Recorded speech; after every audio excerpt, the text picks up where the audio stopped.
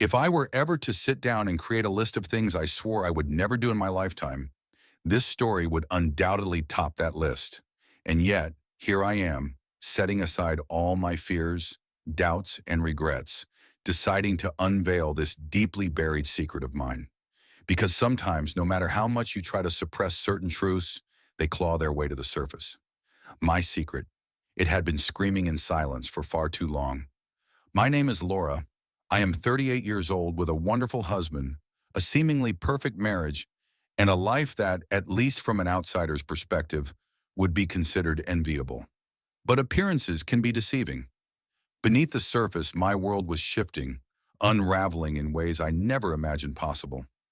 Everything changed just a few months ago, and now as I reflect on it, I wonder if there was ever a moment where I could have stopped it, or if, deep down, I never truly wanted to. It all started the day my husband Ethan's son from his first marriage, Ryan, moved in with us for the summer. He was 21, exuding a quiet confidence that made it impossible not to notice him. Handsome, intelligent, and possessing a kind of effortless charm, Ryan was the type of young man who could hold a room's attention without even trying. I told myself that I would maintain my distance, that I would keep the boundaries clear. After all, I was his stepmother, but what I never expected was how quickly that distance would dissolve into something far more dangerous. I can still remember the first moment I laid eyes on him. He stood in the doorway, his suitcase in one hand, a slight, knowing smile on his lips. There was an undeniable ease in the way he carried himself, an awareness in his gaze that sent a ripple of something unexplainable through me. In that instant, I knew. I didn't know exactly what I knew, but I felt it. A spark, a shift, a disruption in the order I had so carefully built my life around. At first, I convinced myself that what I was feeling was just an overreaction, a misplaced sense of nostalgia, perhaps. Ryan reminded me of something I had long forgotten, something I had buried under the weight of routine, responsibility, and years of marriage. But surely this was nothing more than a fleeting moment of realization, or so I thought. As the weeks passed, Ethan's frequent business trips left Ryan and me alone in the house more often than I was prepared for. What started as casual, innocent conversations slowly evolved into something deeper, something unspoken yet impossible to ignore. One evening, as I was preparing dinner, Ryan leaned against the counter and said, "Laura, I don't think I've ever felt this at peace in this house before." His words echoed in my mind long after they were spoken. It was a simple statement, yet the weight behind it was undeniable. The way he looked at me when he said it sent a shiver down my spine. I told myself I was imagining things, that I was assigning meaning to something completely harmless. But the truth was, I had never felt anything like it before. A strange kind of excitement began to settle in me, something both thrilling and terrifying all at once. I tried to shake it off. I reminded myself over and over again that these feelings were wrong, that I was wrong. But no matter how hard I tried to bury them, they only grew stronger. The connection between us was undeniable, an invisible thread that tightened each time we were alone together.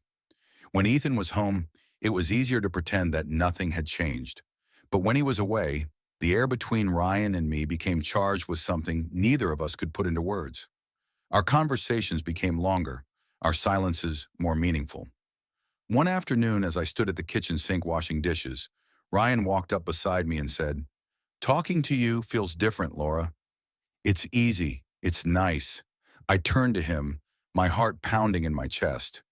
Was I reading too much into his words, or was there truly something lingering beneath them? I should have ended it then. I should have put a stop to whatever was happening before it spiraled further out of control, but I didn't. Instead, I found myself caught in the pull of something I couldn't define, something I didn't have the strength to resist. And then, one night, everything changed. Ethan was away on yet another business trip, leaving Ryan and me alone in the house. It was raining outside, the soft patter of raindrops against the windows filling the silence between us. We were sitting on the couch, watching an old movie, but neither of us was truly paying attention. The space between us grew smaller with each passing moment, not just physically, but emotionally. Every glance, every unspoken thought, Every shared silence felt heavier than words ever could. As the movie ended, Ryan turned to me and, with that same slight knowing smile, said, "Laura, I don't think I've ever felt this close to anyone before." My breath caught in my throat. I knew I should say something, anything to break the tension, but I couldn't. I was frozen in place, overwhelmed by the weight of the moment.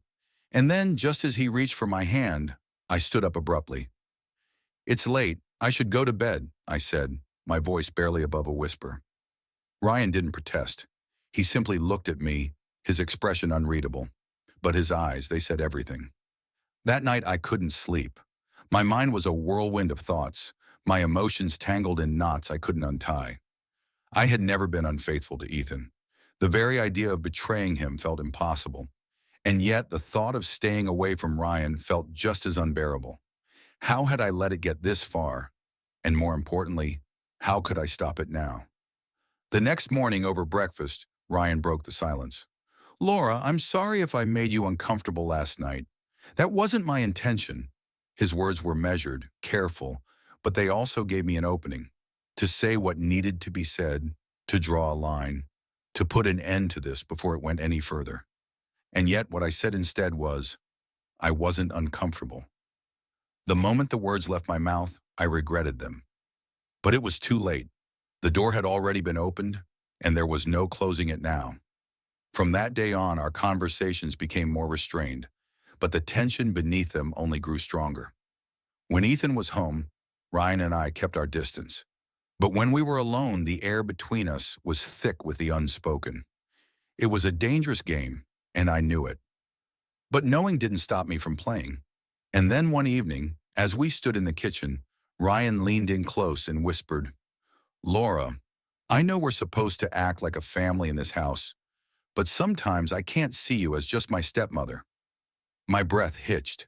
I turned to him, meeting his gaze, and in that moment I knew there was no going back. The days that followed were a blur of stolen glances, hushed conversations, and a growing sense of inevitability. It was as if the universe had conspired to push us closer together, testing the limits of our resolve. Ethan's business trips became more frequent, and with each passing day, the line between right and wrong blurred a little more. I told myself I was in control, that I could stop this before it went too far. But the truth was, I didn't want to stop it, and that terrified me. Ryan and I began to find excuses to be near each other.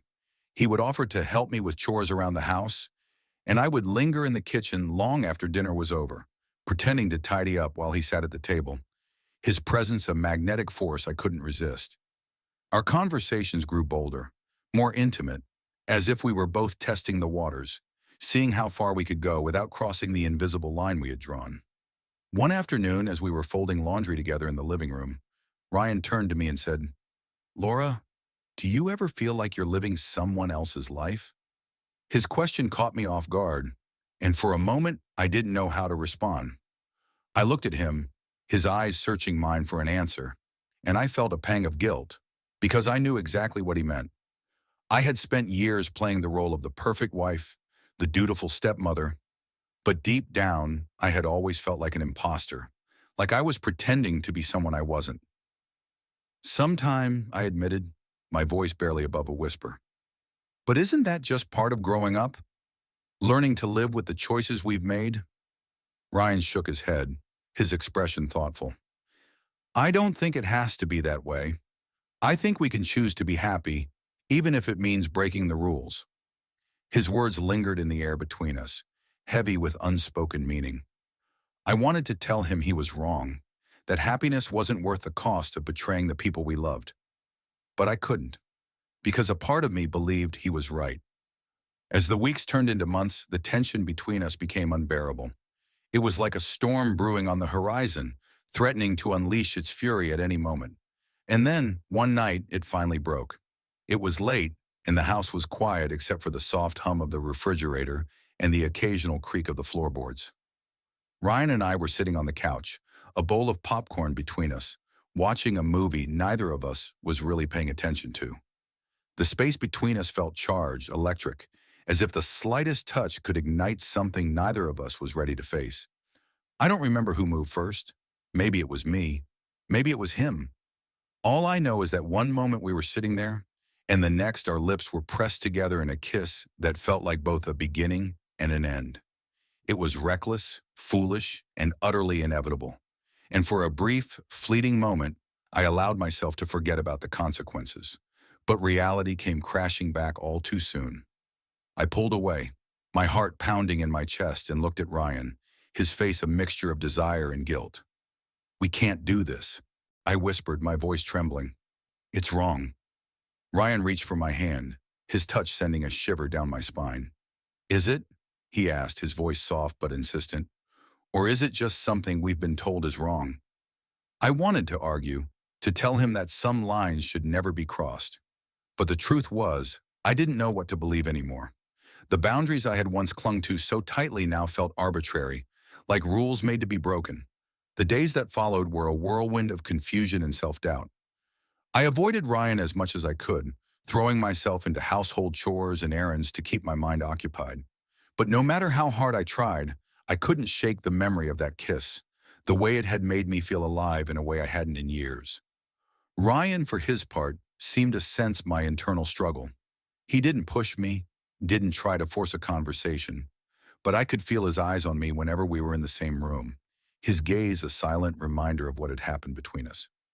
One evening, as I was preparing dinner, Ryan walked into the kitchen and leaned against the counter, watching me with an intensity that made my hands tremble. "Laura," he said, his voice low and steady, "we need to talk." I shook my head, refusing to meet his eyes. "There's nothing to talk about, Ryan. What happened was a mistake. We can't let it happen again." Ryan stepped closer, his presence overwhelming.